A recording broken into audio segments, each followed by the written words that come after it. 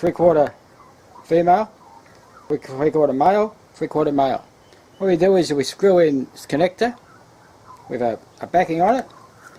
We just screw that up like that. Nice and firm. Here we go. And we simply just tighten that up. And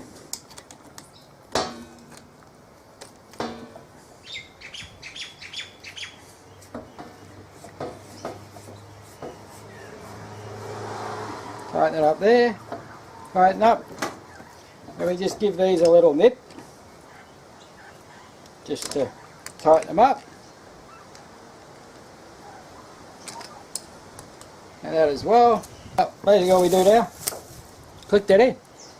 Easy. 2 washing machine hoses.